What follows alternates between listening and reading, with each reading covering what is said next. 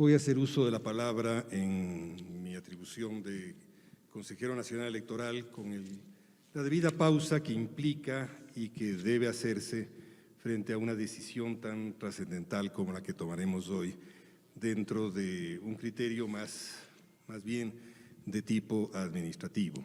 La decisión es trascendental y debemos razonar trascendentalmente.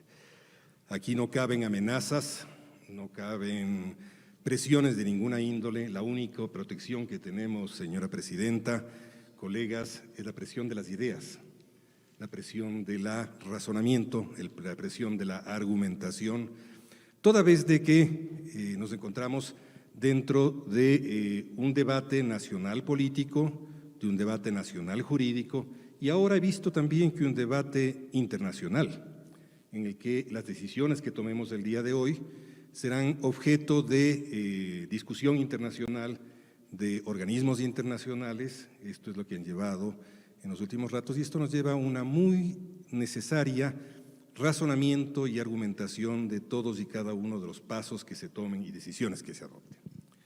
Consiguientemente, yo voy a argumentar tendiendo a que logremos una visión de conjunto de este Consejo, logremos una visión de conjunto de los 5 consejeros.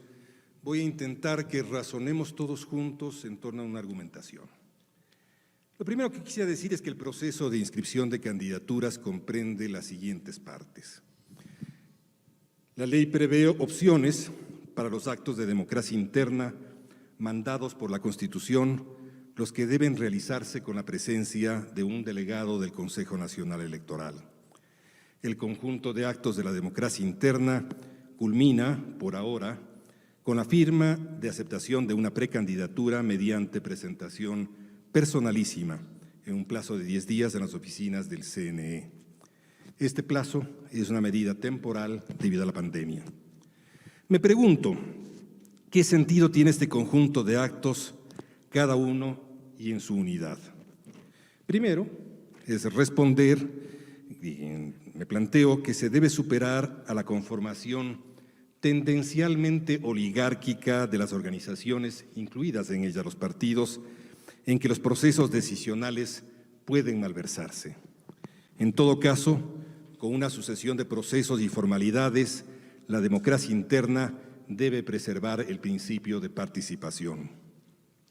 No solo los partidos o los movimientos sociales deben ser canales de participación política, sino que ellos mismos deben legitimarse como esos canales, respetando a la decisión de todos y cada una de sus partes y exigiendo, por supuesto, independencia frente al Estado. Deben ser expresión genuina de la sociedad política, es decir, de aquella fracción de la sociedad que hace política a través de los partidos. Recordemos que, en este momento inicial del conjunto de actos de la democracia interna, el Estado, es decir, el Consejo Nacional Electoral, solamente observa el proceso y ante eventuales conflictos es el Tribunal Contencioso Electoral, juez electoral, el que debe pronunciarse previa actuación de los organismos electorales partidarios. Hasta acá, el Consejo Nacional Electoral actúa a través de una formalidad, en la que solamente constata la ocurrencia de los acontecimientos y registra su curso como un observador. Esta es una formalidad para verificar el resultado de la democracia interna. Se convierte en una formalidad sustancial cuyo incumplimiento es susceptible de sanción si el CNE omite, bloquea o falta a la solemnidad de su presencia en el proceso electoral interno. Y ya tuvimos un caso, señora presidenta. La presencia del CNE, es decir, del Estado electoral, se incrementa cuando la decisión autónoma de una organización política debe ser ratificada por los precandidatos como el inicio de un compromiso público. Este compromiso adquirirá total solemnidad cuando trasciende desde una actuación semipública de la democracia interna partidaria y se convierte en totalmente público con la aceptación de la nominación. En este momento, el partido político adquiere responsabilidad pública, que culmina con la inscripción y calificación de la candidatura. Momento posterior, que permite el tránsito desde la organización hacia la ciudadanía. porque la implica.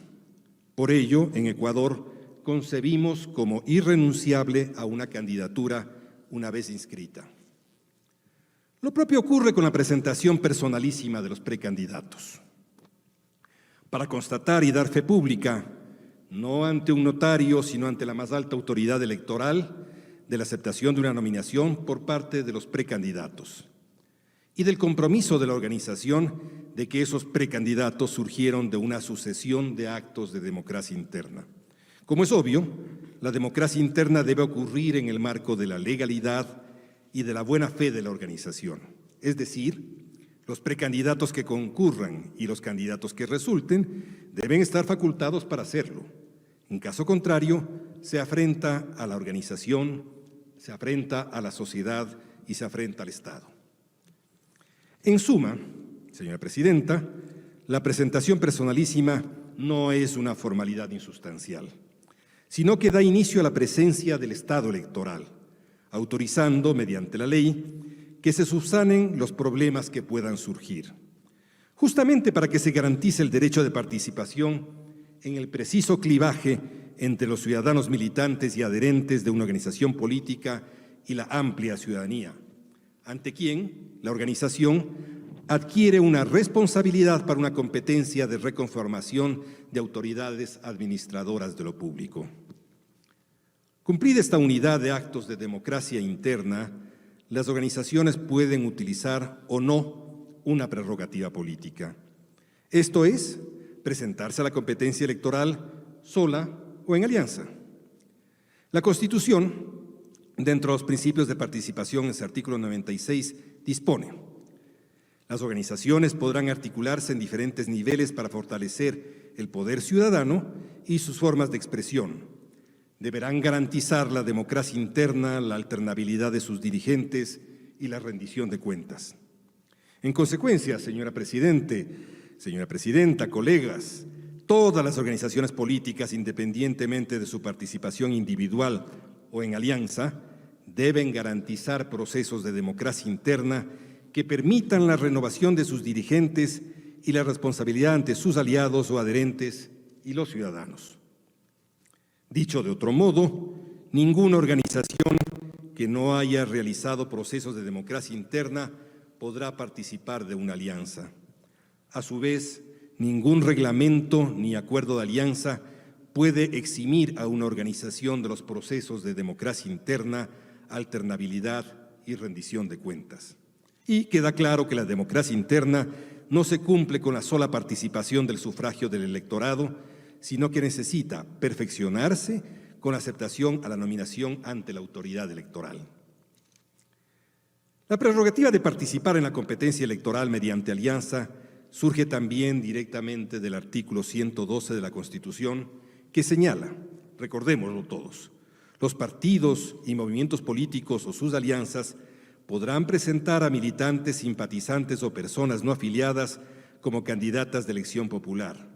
Y la ley orgánica nos señala en su artículo 325 que, y señalo subrayado mío y énfasis puesto por mí, dos o más organizaciones políticas de cualquier tipo pueden formar alianzas. Reitero, dos o más organizaciones políticas de cualquier tipo pueden formar alianzas conforme a sus normas internas y, obviamente, con total y absoluto respeto de las normas constitucionales. Claramente estas normas dicen que dos o más organizaciones pueden aliarse, dando origen a un nuevo sujeto político distinto. Tiene para ello personería jurídica y referencia necesaria a los procesos de democracia interna de cada una de las partes de esa alianza. Las particularidades sustanciales son que una organización que no haya realizado procesos de democracia interna no puede ser parte de una alianza ni aportar candidatos, que todos los candidatos de una alianza deben originarse en actos de democracia interna de los actores coaligados y que se otorga a los dirigentes de los partidos la facultad de ubicar como candidatos a precandidatos nominados, surgidos de la democracia interna, sin necesidad de recurrir a nuevos procesos de democracia interna. O, en su defecto, pueden establecer mecanismos para escoger candidatos siempre con irrestricto respeto a las normas constitucionales. Quiero rescatar que la facultad fundamental es conformar la lista de la alianza en base a los precandidatos de las partes coaligadas, y no para introducir candidatos que burlen al principio de participación. La ley y la razón son claras. Conformar una alianza subsiste mientras existan sus miembros y su abanico de posibilidades de gestar candidaturas se reduce a los precandidatos de la democracia interna, tanto de las organizaciones políticas como de sus alianzas. A su vez, una alianza tiene las mismas obligaciones que los partidos coaligados e individualmente considerados. El siguiente proceso de inscripción de candidaturas, señora Presidenta, consiste en el tratamiento de los requisitos por parte del CNE. Me pregunto, ¿son todos los requisitos sustanciales en este ámbito público? ¿Pueden omitirse algunos de los requisitos en el ámbito público? ¿Pueden subsanarse los no cumplidos? Para subsanar los requisitos no cumplidos existen normas y exigencias sustanciales. ¿Pueden soslayarse estas normas? ¿Cómo se puede reemplazar un candidato que no ha cumplido estas normas? En esta fase aparecen nuevas particularidades. Primero, en el caso de candidaturas presidenciales, estas presentan una fórmula indisoluble, de siameses, irremisiblemente ligados entre el candidato a presidente y su acompañante de fórmula. En el pacto político ecuatoriano, la Constitución, el vicepresidente tiene una sola función surgida de la legitimidad electoral, la de ser un expectante de poder de sucesión del presidente como primera opción. Es elegido y no designado, es decir, corre la misma suerte de generación de legitimidad que el presidente y arrastra al candidato a presidente a la misma suerte que puede tener su candidato de fórmula. Irremisiblemente, señora Presidente, colegas, la fórmula presidencial debe cumplir todos los requisitos. No puede cumplir solo uno de ellos o cumplirlo a medias. Esto ocurre así porque está en juego la voluntad popular, cuya decisión va a ser recogida solamente para que sea parte sustancial de un ejercicio estable de la función de un régimen presidencial que tiene una duración fija. Una vez electos, el presidente podrá delegar dentro del catálogo competencial permitido por la función ejecutiva una función o no hacerlo.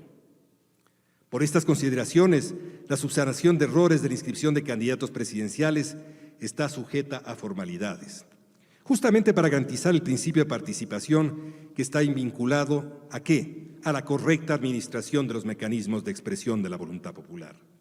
Ahora voy a tratar el caso de la significación de procesos de democracia interna recurriendo a hechos claros, a hechos precisos. Para mí está claro que el movimiento Fuerza Compromiso Social, lista 5, y el movimiento Centro Democrático, lista 1, realizaron sus procesos de sufragio. Pero como hemos visto, esto no significa que con esto se haya cumplido las exigencias del reglamento de democracia interna. La democracia interna se perfecciona y culmina con la aceptación de la nominación. Entonces, señor secretario, sírvase confirmar si existe la documentación de aceptación de la nominación para todas las candidaturas, incluyendo las del binomio presidencial para estos movimientos. Sírvase también indicar, señor secretario, cuando termine mi intervención, si a la fecha estaba vigente la alianza UNES y si estaba vigente la vida jurídica del movimiento Fuerza Compromiso Social, lista 5. Queda claro que al no estar vigente la alianza UNES 5, el movimiento Centro Democrático no podía elegir candidatos de otra organización política. Para los casos de candidatos que no son adherentes permanentes del movimiento que los postula, señora Presidenta, deben obligatoriamente contar con la autorización expresa del máximo organismo de dirección del movimiento al que pertenecen. O, en su defecto, si fueron candidatos de una alianza, deben surgir de los mecanismos de elección que señala el acuerdo de alianzas, lo cual les inhabilita a ser candidato de uno solo de los movimientos. Recapitulo. El proceso de democracia interna implica el sufragio a favor de los postulantes precandidatos y la aceptación de la nominación por parte de quienes resulten electos. El 1 de septiembre del 2020, el candidato presidencial patrocinado por Alianza UNES acudió a firmar su aceptación de la nominación, acto que perfeccionó una parte solamente de la fórmula propuesta y conoció acerca de la necesidad de subsanar la candidatura a vicepresidente dentro del plazo legal. Subrayo, conoció acerca de la necesidad de subsanar la candidatura a vicepresidente dentro del plazo legal. La no presentación presencial del candidato a vicepresidente podría haberse interpretado como su renuncia a la precandidatura y, consiguientemente, pudo presentarse la inscripción de la candidatura con un reemplazo dentro de los 10 días con un precandidato surgido de la democracia interna de las partes coaligadas en la alianza. Dos hechos configuran este escenario, señora Presidente. De un lado, fue público y notorio que al candidato a vicepresidente por parte de la Alianza UNES le fue negado un recurso de casación en la causa penal del 7 de septiembre de este año y la sentencia fue inmediatamente ejecutoriada. Si existiese alguna duda acerca de las fechas, ruego a la Secretaría se consiga una certificación de la fecha de la referida negativa que convirtió en un hecho público, sin lugar a ninguna duda, a la imposibilidad de postular a la vicepresidencia de la República. La insistencia, subrayo esto, la insistencia ocasiona responsabilidad al provocar la ocurrencia de un daño público, al menos un menoscabo al proceso o posiblemente inducir a un error a la autoridad electoral. De otro lado, una de las partes de la Alianza UNES dejó de tener vigencia jurídica, justamente por decisión de la mayoría del CNE el 16 de septiembre del 2020. Quisiera detenerme un minuto en este tema. Partes interesadas pueden argumentar que tras la candidatura de UNES y de la misma alianza se encuentran amplios segmentos de la población a quienes se les estaría negando el derecho de participación. O, señora Presidenta, que los errores de forma cometidos por la administración de esas candidaturas lesionarían su derecho a la participación política. No se le podría limitar por las irregularidades cometidas por terceros. Subrayo otra vez, no se podría lesionar el derecho a participación política por las irregularidades cometidas por terceros. El artículo 105 del Código de la Democracia establece que el Consejo Nacional Electoral y las juntas provinciales electorales no podrán negar la participación de candidaturas salvo en los siguientes casos. Tomo 3 literales. El primero, que la candidatura no provengan de procesos democráticos internos o elecciones primarias previstos en esta ley. Y paso al tercer numeral. En los casos que no se cumplieren los requisitos establecidos en la Constitución y en la ley, a menos de que subsanen en las 48 horas siguientes a la notificación del incumplimiento existente. Termino la cita. La primera disquisición que me compete hacer, señora Presidenta, es que si el numeral 1 está o no excluido de los requisitos establecidos en la Constitución y en la ley, previsto en el numeral 3.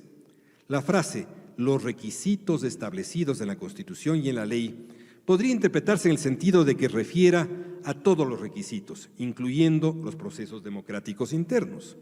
Dicho rápidamente, los preceptos del artículo 105 no serían excluyentes entre sí y habría un parámetro temporal para que se puedan subsanar las carencias definidas por los numerales 1 y 2 y tal vez muchas otras dentro de las 48 horas siguientes. El tema siguiente es la irretroactividad de la disolución de Fuerza Compromiso Social. Las normas no pueden tener efectos retroactivos si son restrictivas de derechos. La organización política Fuerza Compromiso Social fue disuelta el 16 de septiembre del 2020. Consecuentemente, no sería posible afectar negativamente a los derechos de los candidatos resultantes de los procesos de democracia interna porque la organización política no eligió precandidatos y posteriormente se produjo la disolución del movimiento. Sin embargo, estos derechos no terminaron de nacer, puesto que en el caso de la vicepresidencia no se completó el proceso de democracia interna. Quisiera detenerme sobre la aplicabilidad de la disposición general segunda del Acuerdo de Alianza Unión por la Esperanza UNES. Esta disposición, recordarán ustedes, colegas, fue objeto de una discusión, fue objeto de mi presentación al respecto y fue objeto del rechazo de ustedes.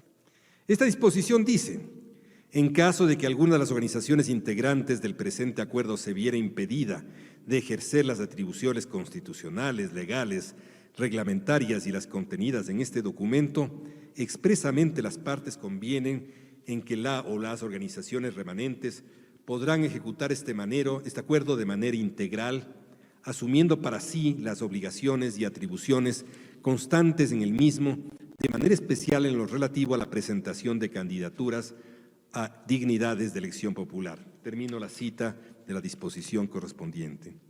Esta disposición general fue concebida, obviamente, para que se acepte que hay una alianza de una sola organización, figura muy sui generis, y que los beneficios de la alianza se hereden para la o las organizaciones subsistentes participantes, ya que estos beneficios se generaron al momento de aprobar el acuerdo por parte del Pleno del Consejo Nacional Electoral y no podrían verse vulnerados por la disolución posterior de la organización. El argumento esencial, colegas consejeros, sería que las organizaciones no puedan cumplir las competencias y atribuciones y, consecuentemente, no sería esencial para que se vean impedidas de participar. En suma, que la situación actual sería la de una alianza con una sola organización, de ella con ella misma. Es decir, que es vigente la alianza de un solo coaligado, contradicción en sí mismo, el que puede llevar a cabo las competencias y atribuciones, lo que le correspondería a fuerza compromiso social. ¿Por qué la legislación incorpora un derecho pro participación? Conviene que reflexionemos ahora. ¿Por qué lo hace nuestra legislación, particularmente nuestra Constitución? No voy a argumentar jurídicamente como lo he hecho hasta este rato. Razonaré sobre las motivaciones sociológicas e históricas que llevan a que nuestro principal pacto político, nuestro principal pacto sociopolítico, es decir, la Constitución, incorpore el principio y obligue a que los ciudadanos y las autoridades lo observemos con un celo extremo y puntual, a hacer posible la participación en el marco del Estado de Derecho, colegas consejeros. Participar, señora presidenta, es incidir en los procesos decisionales de toda forma civilizada, social y estatal, mediante mecanismos formalizados o a través de ventanillas que, siendo consagrados en la ley, rebasan las formalidades insustanciales y subsanan los déficits de los procesos decisionales formales. Digámoslo rápido y corto: cuando los circuitos decisionales, los vacilos legales o los malos diseños reglamentarios no permiten o claramente lo impidan. Puede ser el caso de temas y problemas inéditos. Por ejemplo, con una candidatura que pueda tener sustento social y electoral, se activaría el principio de participación en el sentido de permitir, facilitar, reencauzar los procesos que no pueden culminar y evitar que su historicidad quede trunca en el vacío legal o en una zancadilla argumentativa. Me pregunto si acaso el principio de participación opera por sobre la ley y la Constitución para que prevalezca lo que la autoridad considera el curso de la historia o de un proceso de participación que pueda ser truncado. No, en ningún caso. Opera para corregir los vacíos existentes en las estructuras jurídicas y decisionales y para cimentar los derechos ciudadanos, los que, en última instancia, se deben preservar. Es decir, se puede invocar al principio de participación y la irreductibilidad del proceso de participación para preservar a los derechos civiles y políticos de la ciudadanía. Se trata de no afectar, corroer ni derrumbar a la matriz de la legalidad en nombre de la legitimidad o, en su defecto, convirtiendo a la legitimidad, es decir, a la aceptación ciudadana de la democracia y sus procesos, en una excusa de decisiones y acciones ajenas a la orientación central de la República y de la Nación. Retomo el asunto que invito a los colegas a debatir ahora sin tiempo y solamente en esta materia, porque es trascendental para la patria. Y no podemos refugiarnos en la mención vacua de artículos constitucionales y legales.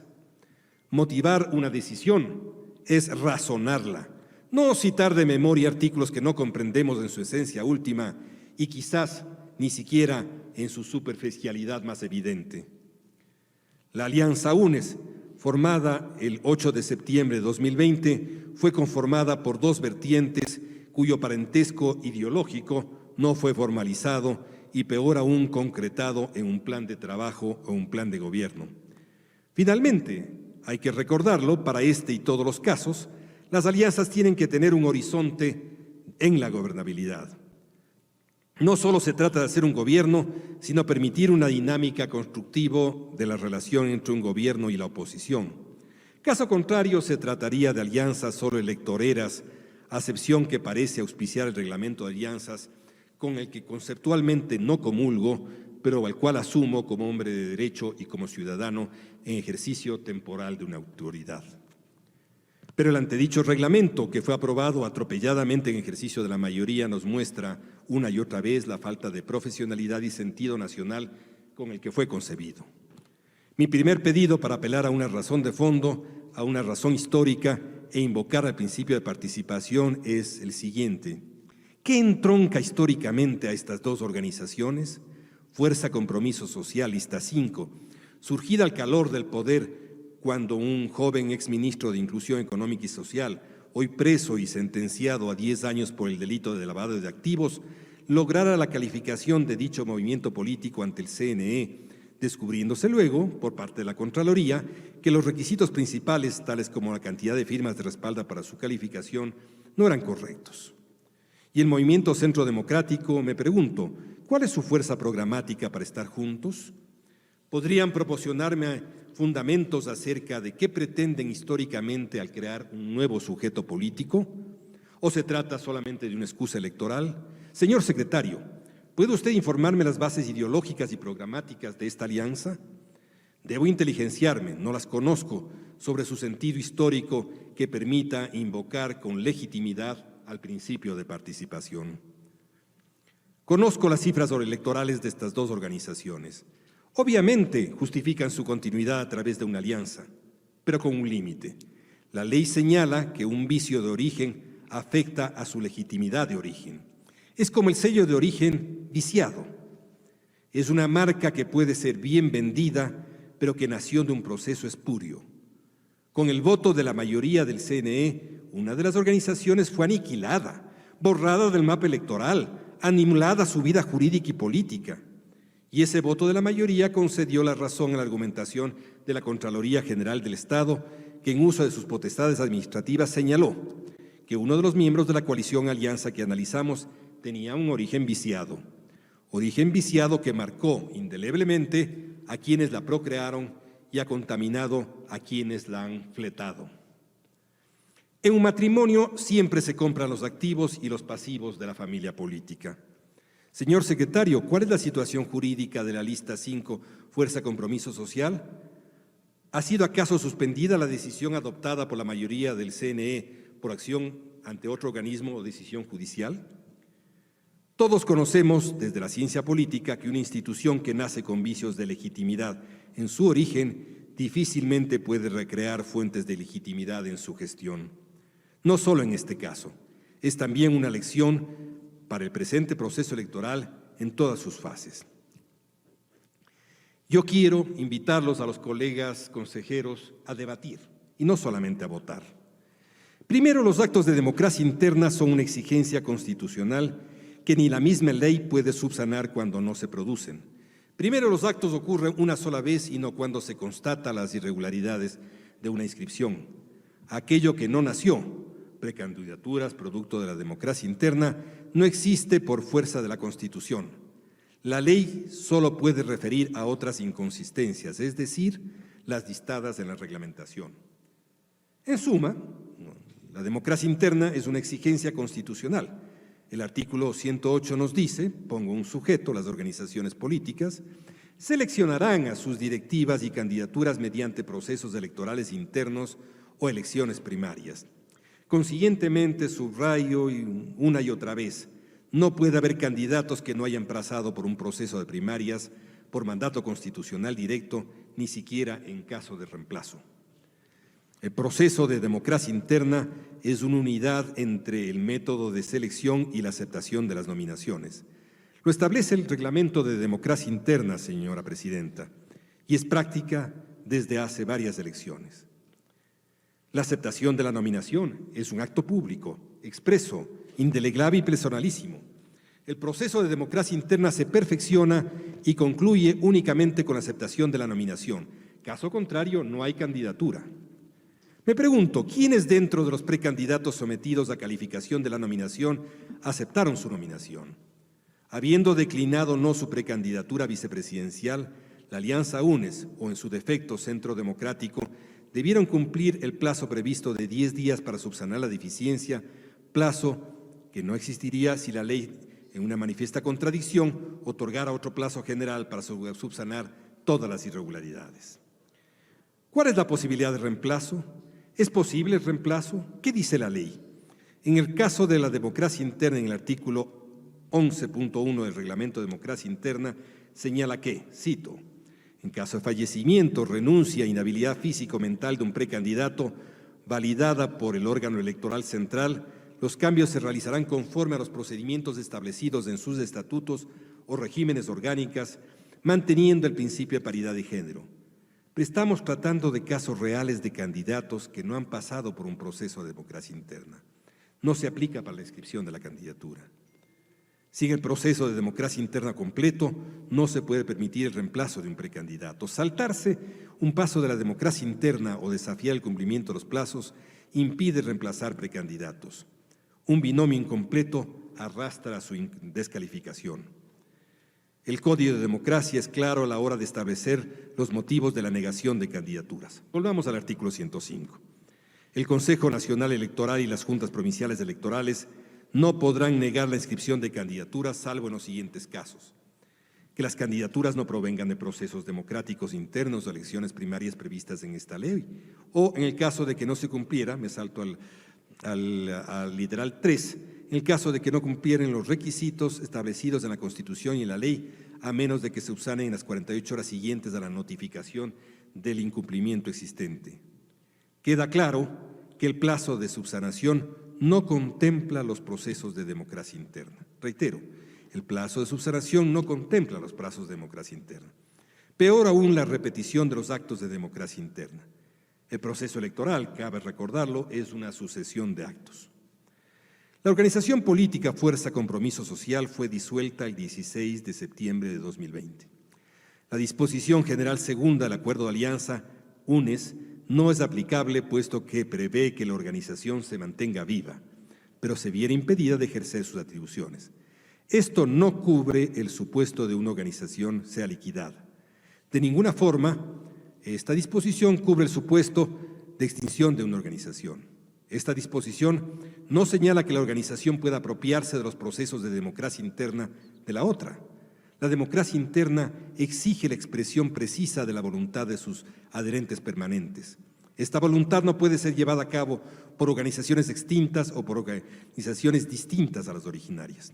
Asumir obligaciones y atribuciones no significa apropiarse de procesos realizados por la otra organización. En el caso de extinción de una organización, primero, la alianza también termina y no existe disposición legal alguna que permita que se mantenga en vida la alianza compuesta por una sola organización. Y segundo, los procesos de democracia interna de la organización extinta dejan de tener validez legal. Señora Presidenta, mi deseo mayor es de que procedamos a un debate. Mi deseo mayor es que tengamos la amplitud suficiente para debatir el tiempo que sea necesario, porque este es un caso trascendental para la República. Es importante que todos emitamos un criterio formado, sólidamente formado, antes de votar. Es decir, procedamos a una motivación sólida en el debate y una motivación sólida durante la explicación de nuestro voto. Invito a ustedes, señores consejeros, a intercambiar criterios, como no lo hemos hecho mucho tiempo antes, a intercambiar criterios para tratar de buscar una salida justa a la patria, una salida justa a la situación creada, una salida justa a la historicidad por la que atraviesa el Ecuador. Este es mi criterio en esta intervención inicial para abrir el debate por mi parte. Gracias, señor presidente. Gracias, señor consejero. Señores consejeros, señorita consejera, tienen la palabra. No hay pedidos de palabra. Señor secretario, proceda a tomar votación. Proceda a tomar.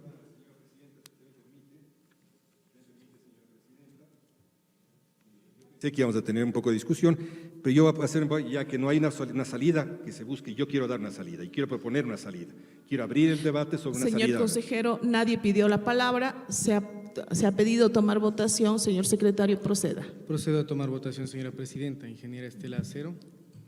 Señora presidenta, señor vicepresidente, colegas consejeros, como consejeros, como las máximas autoridades del Consejo Nacional Electoral, es nuestra obligación actuar apegados a la Constitución, la ley y todas las normas que rige el sistema electoral que regula los procesos democráticos. Nuestro actuar siempre estará sujeto a derecho y a los más altos intereses de los ecuatorianos y de las ecuatorianas. El informe técnico jurídico demuestra que los candidatos para presidente y vicepresidente de la República de la Alianza 1-5, Unión por la Esperanza, no cumplen con todos los requisitos exigidos y además señala que el candidato a vicepresidente de la República se halla en curso en las prohibiciones e inhabilidades establecidas en la Constitución de la República del Ecuador, artículo 113, numeral 2 y artículo 142 del Código de la Democracia, el artículo 96, numeral 2 y los artículos 2 y 13 del Reglamento para la inscripción y calificación de candidatos de elección popular. Cabe señalar que consta en este informe el plazo concedido para subsanar en base a los artículos 104 y 105, numeral 3 del Código de la Democracia. Por lo expuesto y amparados en la Constitución, que es nuestra máxima norma legal, ciudadanos, ciudadanas, colegas consejeros, señora presidenta, mi voto a favor del informe. Gracias, señorita consejera. Ingeniero José Cabrera. Gracias. El derecho electoral ecuatoriano tiene como principio el velar por la participación de los sujetos políticos, estableciendo en forma taxativa aquellas circunstancias que posibilitan negar la inscripción de una candidatura. En ese sentido, se debe tener presente que el Código de la Democracia establece con claridad los distintos momentos y la afectación que puede tener la realización de un determinado acto, así como encontrarnos que la aceptación de las candidaturas es una responsabilidad del candidato y su omisión no puede perjudicar a toda una lista y mucho menos a una organización política ni su militancia. En el informe técnico jurídico sobre la inscripción de candidaturas del binomio presidencial presentados por la Alianza 1-5, Unión por la Esperanza, se identifica estos preceptos, pues se rechaza la candidatura a la vicepresidencia, pues el candidato propuesto se encuentra en curso en inhabilidades establecidas en la Constitución de la República del Ecuador y el Código de la Democracia.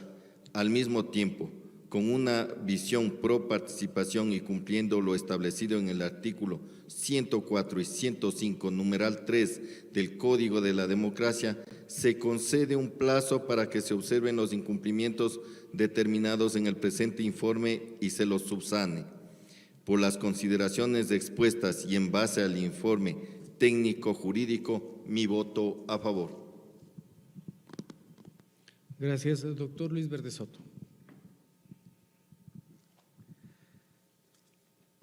Me hubiera gustado hacer esta intervención razonando lo que va a ser mi voto en fórmula de buscar una vía de solución jurídica y política que quise que tuviera la mayoría de los votos de este pleno, la aceptación de todos nosotros.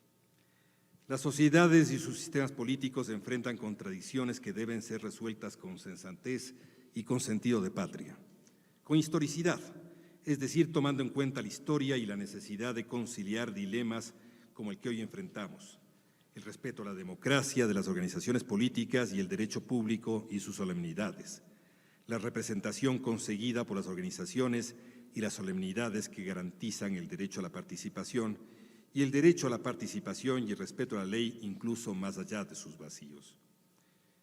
La salida que quise esbozar y que ahora me tengo que, por una justez histórica y por testimonio hacia todos los ecuatorianos que quise buscar, que no quiebre la Constitución y peor aún la ley, pero que, manteniéndose sus cilinderos más flexibles, permita que ahora nosotros, era mi intención, los 5 consejeros, encontremos una fórmula para concebir a la participación como un derecho y como vía para sostener a la construcción de legitimidades tan necesarias para el Estado democrático y de derecho de la nación ecuatoriana organizada como una república.